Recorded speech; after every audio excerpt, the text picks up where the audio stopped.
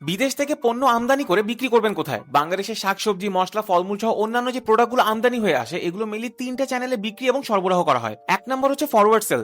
Forward সেলে আপনার customer পুরো কন্টেইনার অথবা ট্রাক ধরে প্রোডাক্ট নিয়ে নিবে। বড় বড় যে হোলসেলার থাকে তারা অনেক কোয়ান্টিটি একসাথে কিনে পরে সেটাকে পুরো দেশে ডিস্ট্রিবিউট করে। এই পর্যায়ে প্রোডাক্ট বিক্রির যে রেটটা থাকে এটাকে ইম্পোর্ট প্রাইস বলা হয়। কাউরান বাজার, শ্যাম বাজার, চাকতাই, খাতুনগঞ্জ এই মার্কেটগুলোতে আপনি বড় হোলসেলারের ইনফরমেশন পেয়ে যাবেন। দুই নম্বর হচ্ছে কমিশন সেল। এই সিস্টেমে আপনার আমদানিকৃত পণ্য বিভিন্ন বাজারের যে আড়ত অথবা দোকানগুলো থাকে ওদেরকে দিতে হবে। ধরেন আপনি 30 টন প্রোডাক্ট ইম্পোর্ট করলেন, এই 30 টনকে এবার 10টা দোকানে ভাগ করে বিক্রির একটা দাম নির্ধারণ করে দিলেন। আপনার কাস্টমার আপনার নির্ধারিত দামে পণ্য বিক্রি করে আপনাকে আপনার পাওনা টাকা বুঝাই দিবে। কমিশন সিস্টেমে প্রোডাক্ট বাকিতে বিক্রি করতে হয়, যার কারণে লাভ একটু বেশি হলেও আপনার টাকাটা কিন্তু সপ্তাহে সপ্তাহে উঠবে। 3 নম্বর হচ্ছে শপ সেল। শপ সেল মানে নিজের দোকানকে বোঝানো হয়। আপনার আমদানিকৃত পণ্য আপনার নিজের দোকানের মাধ্যমে আপনি সরাসরি গ্রাহকের কাছে বিক্রি করবেন। তার মানে এখানে মাঝখানে কোনো হাত বদল নাই। এই সিস্টেমে লাভ বেশি হয় কিন্তু পুরো স্টক বিক্রি করে টাকা বের করতে একটু সময় লাগে।